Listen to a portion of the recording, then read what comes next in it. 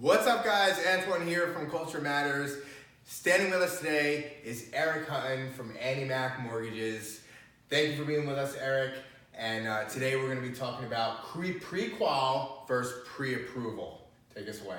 Thanks, Antoine. So one thing I wanted to touch on a little bit is the difference between a pre-qual and a pre-approval. There's a big misconception out there, and the terms are kind of used loosely out there in the industry. So I just wanted to put a little differentiation between the both of them. So a pre-qual is actually something that myself as a loan officer is able to produce for you.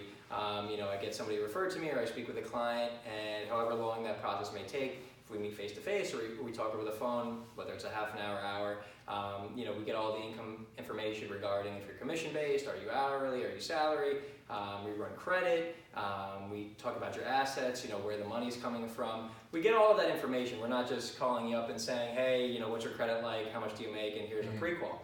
We do a thorough job of getting that pre-qualification, and we run what's called a DU, a desktop underwriter, to really get that approved eligible back to make sure that you're a solid client. And then we ask the client to start sending us in their documents, their W-2s, their pay stubs, all of those necessary documents.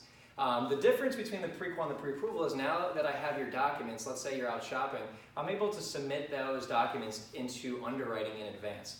So even if you aren't under contract and I don't have a contract for you, I have a pot of underwriters that work on this platinum pre-approval process where they're pre-underwriting your file and coming out with a TBD, basically commitment letter.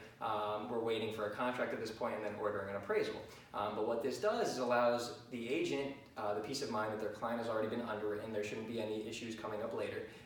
It also lets us know what conditions might come up, letters of explanation, whatever the case may be. And the client has been fully vetted, so they don't have to worry about it either. The other main thing that we've seen some of our agents utilize it for is right now inventory is tight and there's a lot of bidding wars going on properties. So when we explain to listing agents what we've done through this process and we give that platinum pre-approval, it's actually helped some of our clients win those bidding wars even if they weren't the highest offer. So they might have been a couple $1,000s less, but because the sellers knew that our clients were good as gold, they accepted their offers because they didn't want the headache later on. Makes a lot of sense. That's for sure. Exactly. So now, when you have someone that's coming into your office, what would you say the top 3 or like top 5 documents that you must have? So we definitely need, if you're, let's say you're a W-2 employee, we need your last 2 years of W-2s. We would need your most recent, typically 30 days of pay stubs. We would need any type of asset information, whether it be your bank statements showing the funds that you're going to be using, last 2 months of bank statements, or let's say you're pulling from a 401k or a pension, we would look at those statements as well. Driver's license, social security card, those are basic. If you're somebody that maybe is receiving child support or alimony, we would need a divorce decree or documents pertaining to your child support. So it varies case by case depending on what the client has going on.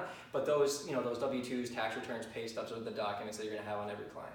So the best form of really knowing how to proceed is to call you. Sounds good to me. Eric, where can we find you? Sure, you can find me on LinkedIn, on Facebook, on Instagram under Eric Hutton. I have a business page, Eric Hutton at Annie Mac Home Mortgage as well. And you can contact me directly on my cell phone, 848-250-5960, and I'd be glad to answer any of your questions.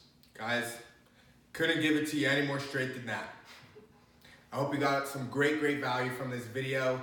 Guys, Eric, thank you for being with us today. Thanks for having me. Culture Matters. Check us out, www.culturemattersuniversity.com. Catch you on the next one.